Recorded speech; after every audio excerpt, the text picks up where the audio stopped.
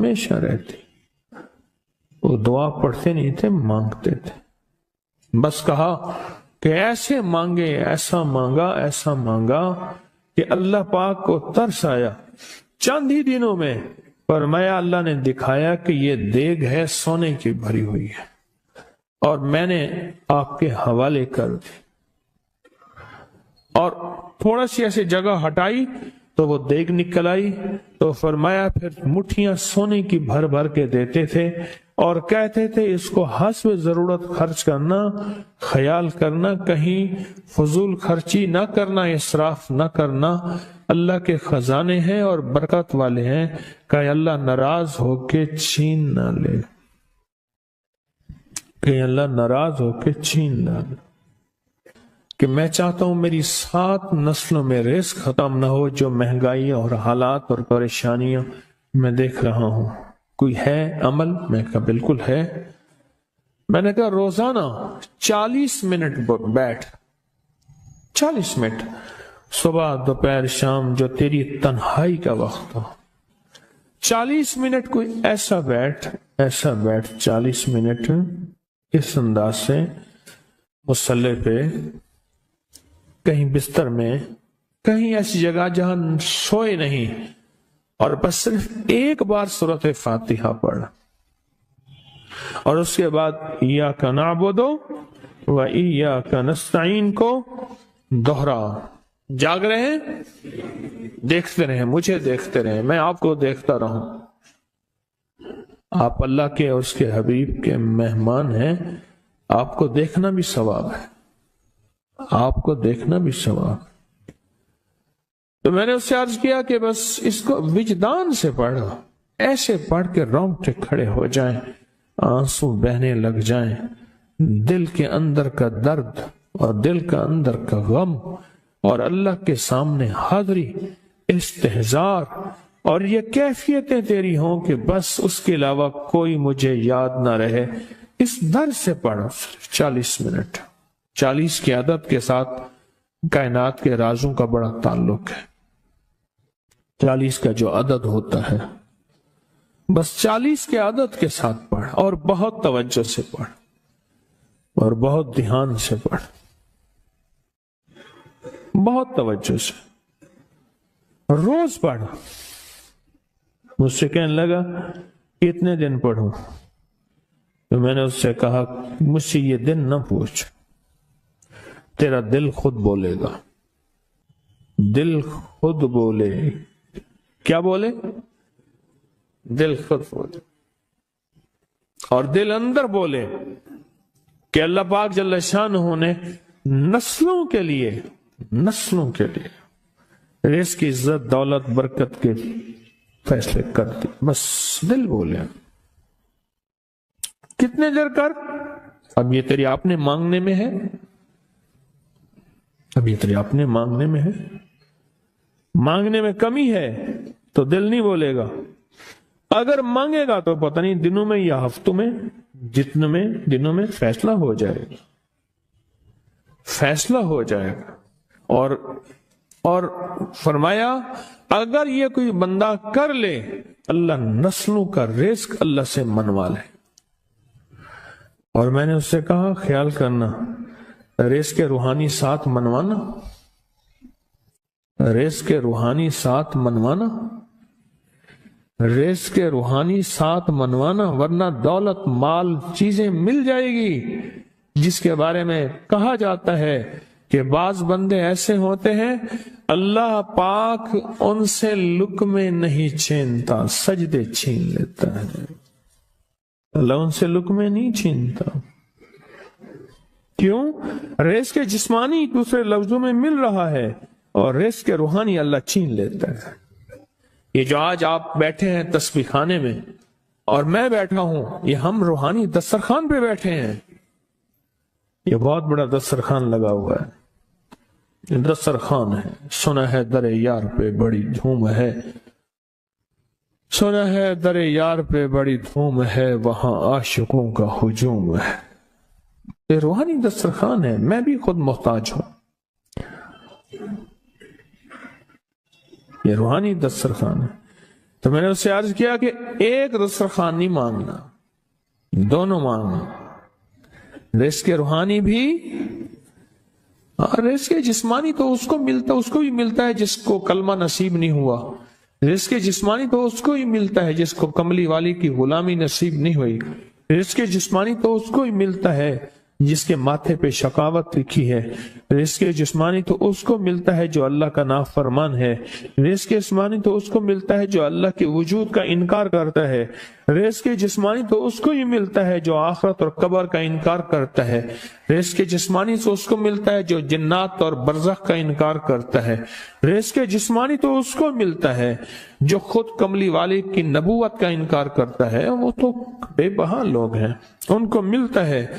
پر تجھے بھی صرف رزق جسمانی ملا اور اللہ سے یہ منوا لیا، نہ یہ نہ منوانا، اللہ سے کہنا ہے اللہ رزق روحانی بھی دے اور رزق جسمانی بھی دے، دو رزق اکٹھے عطا فرما۔ کون سا رزق؟ رزق اور رزق جسمانی بھی دے۔ کہیں ایسا نہ ہو کہ میری نسلوں میں صرف مال دولت و چیزیں ہوں اور تیرا نام اور تیرے حبیب کا نام نہ ہو، تیرا نام اور تیرے کملی والے کا نام نہ ہو، تیرا نام اور تیرے دوستوں کا نام نہ ہو، تیرا نام اور تیری آل و اصحاب کا نام نہ ہو، کہیں ایسا نہ ہو میں محروم ہو جاؤں۔ مجھے آل اور محمد اور آل محمد اور اصحاب محمد کی نسبتیں یہ بھی ساتھ عطا کیے رکھ۔ میں نے اس سے کہا کہ دو چیزیں مانگنا۔ اچھا، قدرت کا نظام ہے تو دیوانے بھی ہوتے ہیں، یقین والے ہوتے ہیں، آپ جیسے آپ مخلص بیٹھے ہیں، اور پوری دنیا میں ہمارے ساتھ اس وقت مخلص بیٹھے ہیں جو ہماری آج کی محفل میں شریک ہیں، ہوتے ہیں دیوانے۔ اس نے یقین سے پڑھنا شروع کر دیا، مجھ سے کہنے لگا ایک وقت ایک جگہ ہو بہت بہتر۔ میں نے اس سے کہا، میں نے کہا پھر بھی اگر ایک وقت ایک جگہ میسر نہ بھی ہو تو اگر عمل کسی وقت چوک جائے، عمل کی جگہ چوک جائے، عمل کا وقت چوک جائے، مجبوری میں نہ ہو تو بہتر ہے، پر توجہ نہ چوکے، دھیان نہ جائے، استحضار نہ جائے، یقین نہ جائے، اور سچا یقین ہو، سچا یقین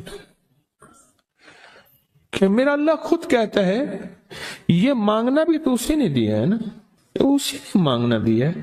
جب اس کریم نے مانگنا ہی خود دیا ہے تو عطا بھی خود کرے گا۔ نہیں خوف نارے جہیم کا کہ کرم ہے مجھ پہ کریم کا، وہ خود عطا کرے گا مجھے، جس نے مانگنا دیا دے گا۔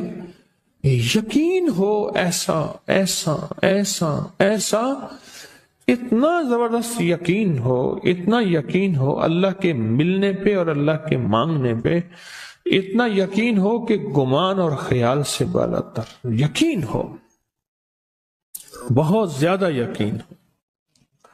یاد رکھیے گا میری بات، میری طرف دیکھتے رہیں، یاد رکھیے گا جس کو ملا ہے یقین کی طاقت میں ملا ہے، اور جس سے چھنا ہے بے یقینی نے اس سے سب کو چھین لیا، بے یقینی نے اس سے سب کو چھین لیا۔ جس کو ملا ہے یقین کی طاقت سے ملا ہے، یقین ہو کہ میں کر رہا ہوں اور اللہ مجھے دے دے گا۔ کہا کہ کیسا یقین ہو؟ کہا جیسے بکری کے تھن دودھ سے بھرے ہوئے اور میں کہوں کہ میرے ہاتھ سے دباؤں گا اور دودھ نکلے گا، اس سے زیادہ یقین۔ اور کہا کس سے زیادہ یقین؟ کہا کہ ایک بڑا نوٹ ہو اور بڑا نوٹ کے اندر جو ہے ایک آنے کی چیز آنی ہے، تو میں کہوں گا اس سے تو اس کی نوٹ کے اندر تو ہزاروں آنے ہیں، اور میں ایک آنے کی چیز، ایک ٹکے کی چیز لوں گا اور میرا کام بن جائے گا۔ اس سے زیادہ یقین ہو، اور اس سے کہیں زیادہ یقین ہو کہ سخت پیاس ہے اور میں پانی کو دیکھوں، اور پانی کو دیکھتے ہی مجھے یقین ہو کہ اس سخت پیاس میں میرا پیاس بجھ جائے گی، پیٹ بھر جائے گا۔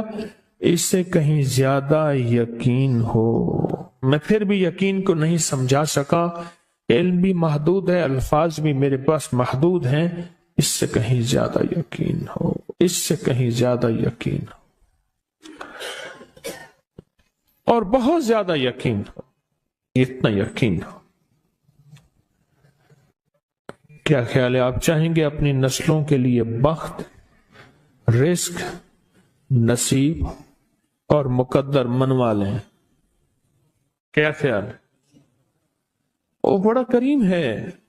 میں نے ابھی نہیں بتایا کہ قرآن کا واقعہ سنایا, حضرت موسیٰ اور خضر علیہ السلام کا قرآن کا واقعہ سنایا کہ ان کی 7 نسلوں کا جو ابا تھا نا, وہ 7 نسلوں میں پہلے والا ابا, دادے کے دادے کے دادے کا دادا, ٹھیک, وہ نیک تھا, وہ دعائیں مانگتا تھا, وہ اللہ کے ساتھ تعلق میں تھا, اس کا تقوی تھا. وہ اس کی نیکی کا اثر, اس کی نیکی کا اثر, اس کی نیکی کا اثر نسلوں میں منتقل ہوا, نسلوں میں منتقل ہوا. پڑھ لیں, مانگ لیں, اللہ سے کر دیں کہ اللہ میرے لیے اور میری نسلوں کے لیے رزق روحانی اور رزق جسمانی کے فیصلے کر دیں. رزق روحانی اور رزق جسمانی کے فیصلے کر دیں. شاہ عبد الرحیم تھے شاہ ولی اللہ رحمت اللہ علیہ کے والد محترم. انہوں نے شاہ ولی اللہ سے کہا, بیٹا میں تجھے روحانی مشقیں کرا رہا ہوں, ایک مشق ایک بھی کر لے, اپنے لیے اور اپنی نسلوں کے لیے اللہ سے رزق منوا لے.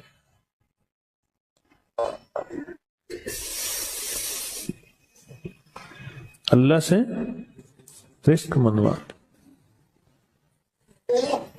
اللہ سے رزق منوا لے. تو پوچھا کہ حضرت میں رزق کیسے منواؤں؟ اور میں کہ کچھ وقت ایسا نکالا کر, ایسا وقت نکالا کر 2 گھڑی اور 3 گھڑی کا, ایک ساتھ 2 گھڑی اور 3 گھڑی, ایک ساتھ تقریباً 21 منٹ کی ہوتی ہے, تقریباً 21 منٹ کی. 2 ساتیں مل جائیں تو 40 منٹ بنتے ہیں. تو ایک ساتھ 2 ساتھ 3 ساتھ کی گھڑی میں کہ بیٹھ کے نا سورۃ فاتحہ اور اس میں ایاک نعبد و ایاک نستعین کا تکرار اور استحضار کیا کر, اور ایسا کیا کر تیری آنسوں بہیں, تیرا دل روئے, تیری آنکھیں روئیں, تیرا تیرے رونگٹے کھڑے ہوں اور رواں رواں, اور اس کے اندر سے تیرا پل پل, تیرا من, تیرا جذبہ, تیری سوچیں بولیں. کیا بولے؟ ایاک نعبد و ایاک نستعین. تو ایک میلہ تھا اللہ کے نیک بندوں کا,